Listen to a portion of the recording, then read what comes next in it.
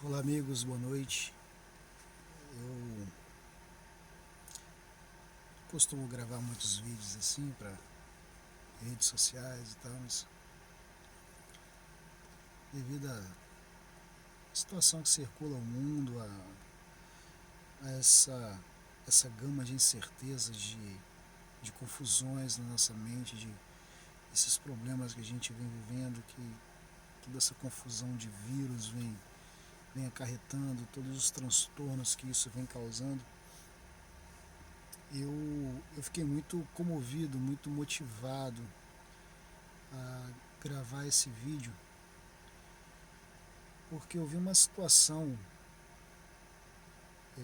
ontem que me deixou muito comovido, muito triste até comigo mesmo. Eu moro em Guarapari, Espírito Santo. Não sei até onde esse vídeo vai chegar, mas eu espero que se pelo menos algumas poucas pessoas puderem visualizar e se sentir tocado também, já é de grande valor.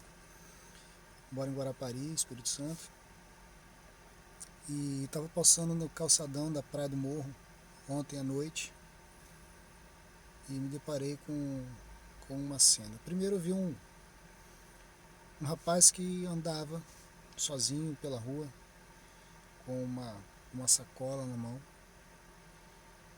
Eu vinha passando de carro e logo que me aproximei eu pude perceber que era um morador de rua. E aquilo por si só já me partiu o coração, porque eu já comecei a pensar, poxa, e essas pessoas que estão pelas ruas? Normalmente essas pessoas vivem de doações, essas pessoas vivem da compaixão dos outros, vivem de esmolas, param nos semáforos para pedir uma moedinha para alguém. E de repente muitos, sem nem saber o porquê, se veem sozinhos, simplesmente sozinhos.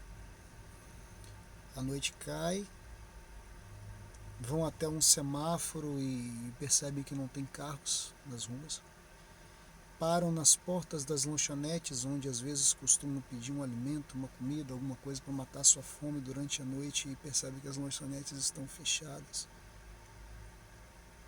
E tudo isso me veio na cabeça na hora que eu vi aquele rapaz andando sozinho. E isso já me partiu o coração. Só que, andando ainda pelo calçadão um pouco mais à frente, eu vi um senhor, também na mesma situação. Uma pessoa, um senhor, um cidadão em situação de rua, porém com um agravante. Quem é de Guarapari, de repente já tenha se deparado com esse senhor pelas ruas. Ele é um senhor de cadeira de rodas, é um cadeirante. E se não bastasse, ele anda com uma, não sei como é o nome, aquelas bolsas, né, de sonda, de coleta de urina, alguma coisa assim, pendurado na cadeira. E ele estava lá naquele mesmo calçadão, ali na Praia do Morro, em Guarapari. E ele estava sozinho. Era noite. Não tinha ninguém na rua. A calçada completamente vazia. E aquele cidadão sentado na cadeira de rodas. E eu passava, estava de carro, estava com minha esposa, a gente tinha ido numa farmácia. E a gente passava devagar pela rua e eu olhava aquele homem sentado. Teve um momento que eu parei o carro. Aliás, minto, fiz a volta no quarteirão e voltei, e aí então parei o carro próximo a ele e eu percebi que ele sentado na cadeira de rodas, ele olhava para os lados, sabe? Aquela sensação que você tem de olhar para os lados e não ver ninguém. Ele não via ninguém. Sentado numa condição que já não era por si só confortável, E além do fato de ser um morador de rua, ele ainda era um cadeirante. E tem uma parte do calçadão que é uma subidinha, uma pequena ladeira. E eu vi o esforço que ele fazia com os braços finos que ele tem, de tão magro que ele estava. O esforço que ele fazia para tentar subir aquela pequena rampa empurrando a cadeira de rodas. E aí quando ele conseguiu subir, foi então que ele parou na parte mais alta. Acredito que ele tenha se cansado. Tem um banheirinho naquela parte ali. Ele encostou a cadeira de costas no banheiro e começou a olhar para os lados. E ele não via ninguém.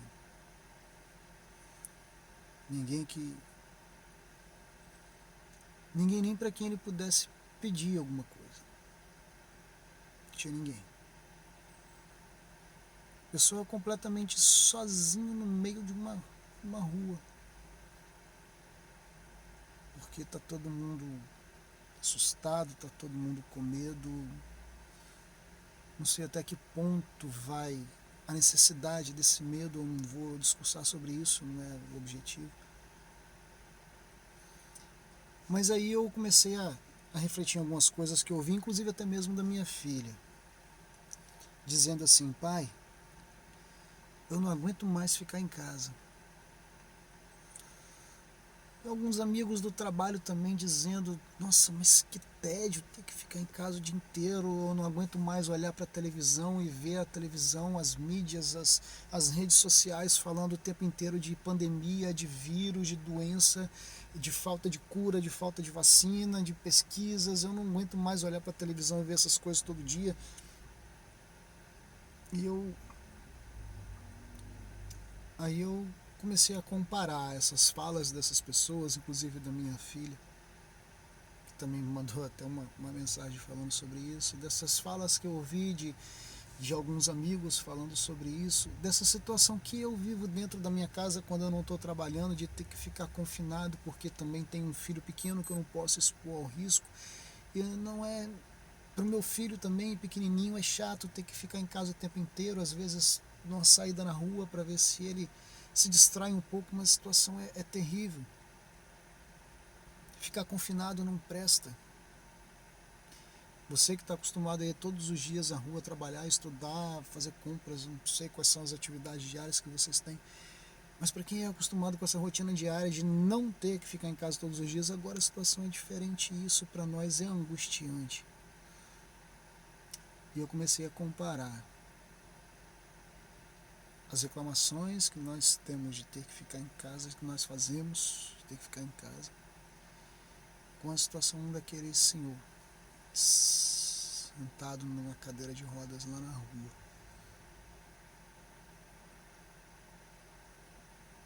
Fiquei pensando até que ponto vai a nossa ingratidão.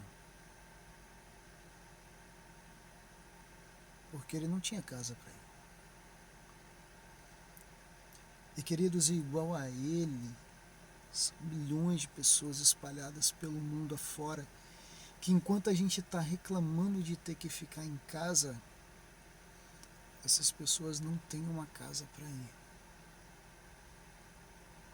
Não tem um teto. Não tem um cômodo para entrar debaixo e dizer, para chamar de seu. Eu me lembrei daquela passagem de Lucas 17, a partir do verso 11, que fala dos 10 leprosos que foram ao encontro de Jesus, queriam a cura. Engraçado que quando foram ao encontro de Jesus, esses homens só queriam a cura. O único interesse deles de estar perto de Jesus naquele momento era a cura.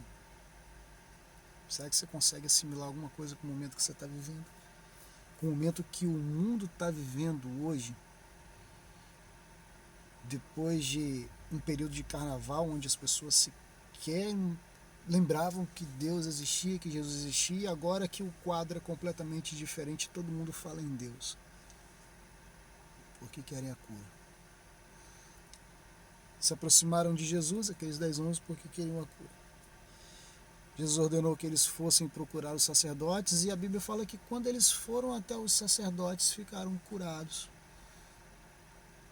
E é interessante que a Bíblia fala assim, que um deles, quando olhou para si mesmo, percebeu que havia sido curado e retornou para dar graças.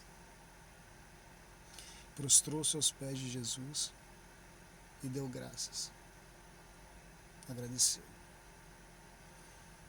E Jesus, num breve diálogo com ele, perguntou, mas ora, não haviam sido 10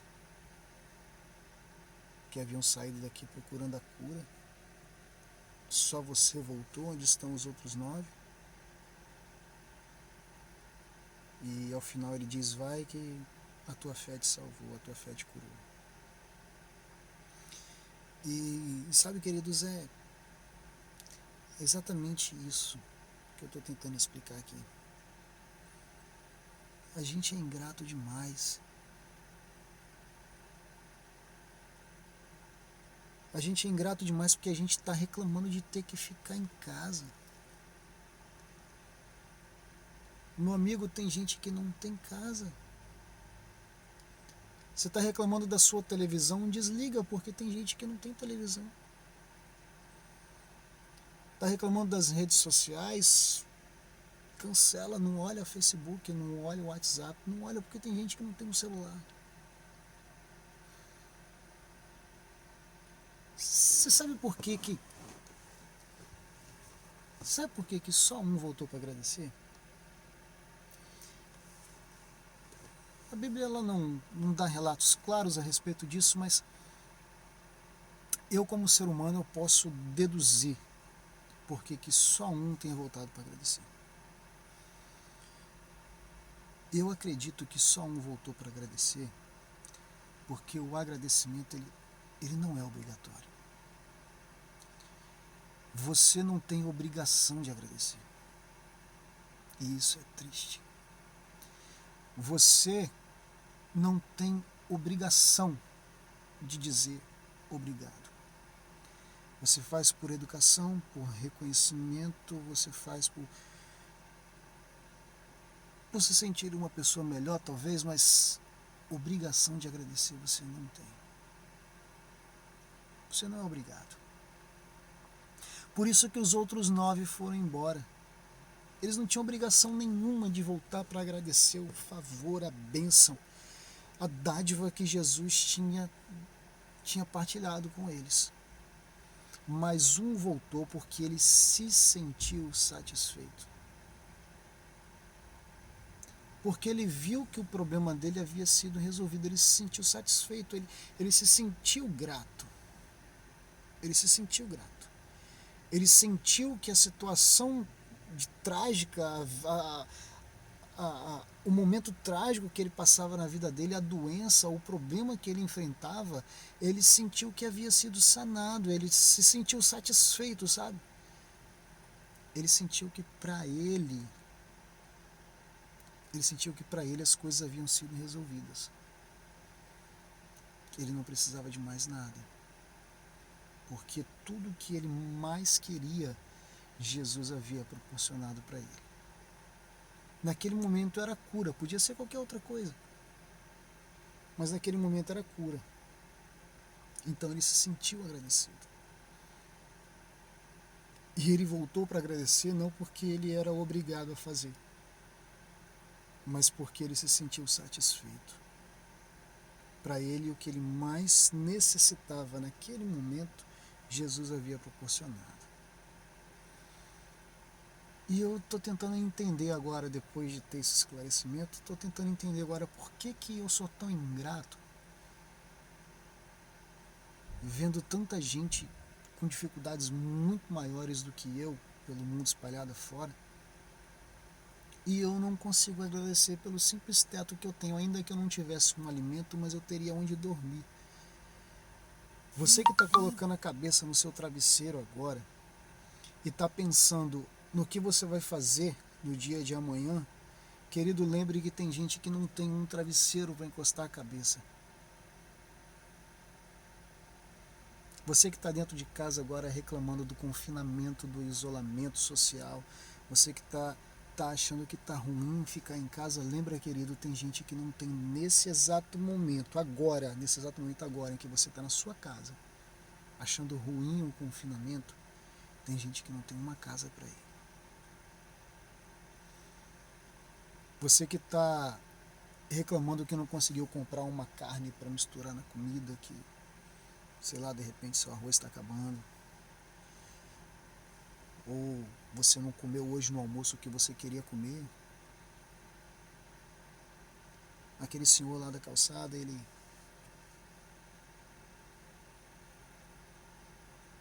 tinha uns 3 dias que ele não comia. Eu me aproximei dele e perguntei se ele estava precisando comer. Prontamente ele disse que estava. Eu procurei um lugar, comprei um alimento, um suco, levei para ele.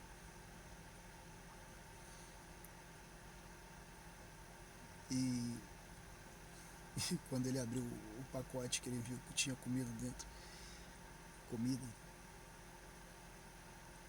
vocês não têm ideia do sorriso que ele me abriu.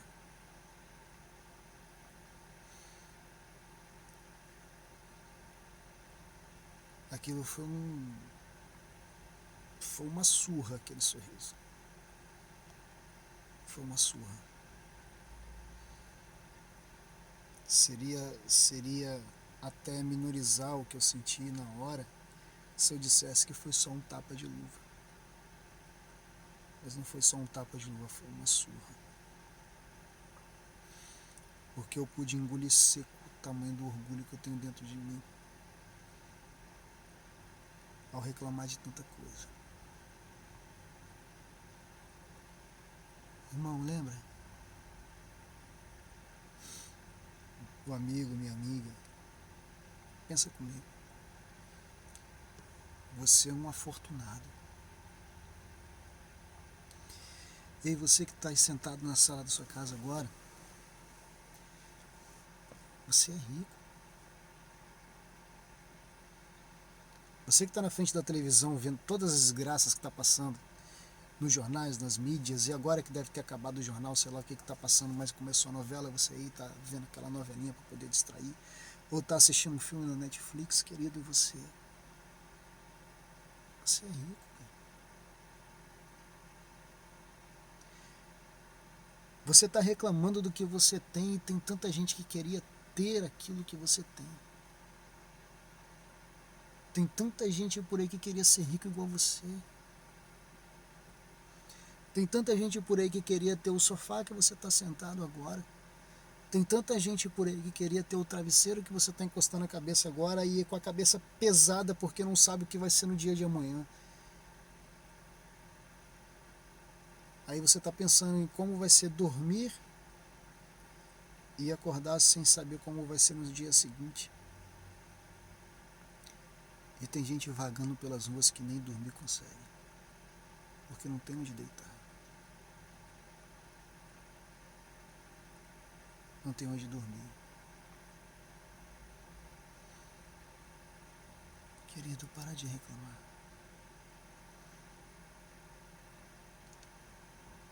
Para de reclamar porque tem gente muito pior por aí. E pior ainda é a sensação, eu falei com minha esposa na hora, a sensação de impotência, sabe? A sensação de fraqueza, a sensação de você não poder ajudar, a sensação de você não ter muito o que se fazer na situação dessas pessoas, de você ter o seu coração ali partido, apertado, ensanguentado na hora, porque você vê um ser humano naquelas condições, cara, aquilo é triste demais. É triste demais. Então, pensa bem antes de proferir desgraças para sua própria vida quando você reclama das coisas que você tem, que você está passando, ou da dificuldade que você acha que você está vivendo por causa de um confinamento. Eu não estou minorizando o seu sofrimento, irmão. Eu não estou dizendo que os seus problemas são pormenores, meu amigo. Não estou falando isso.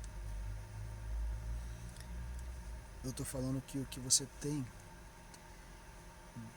deveria ser mais do que suficiente para você voltar. Mas, Fernando, voltar onde? Voltar lá atrás. Onde você encontrou com Jesus um dia e ele falou para você ir, que você seria curado. Lembra? Lembra desse dia?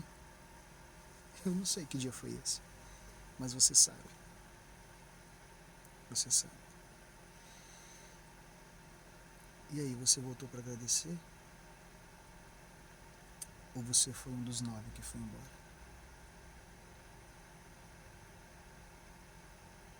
Pensa nisso. Pensa nisso, porque se daqui para frente tudo que você disser for reclamação,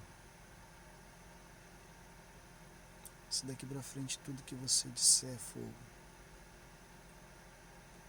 somente para denigrir, posso dizer assim, para denigrir a imagem desse Jesus que tudo fez por você e você não reconhece, aí sim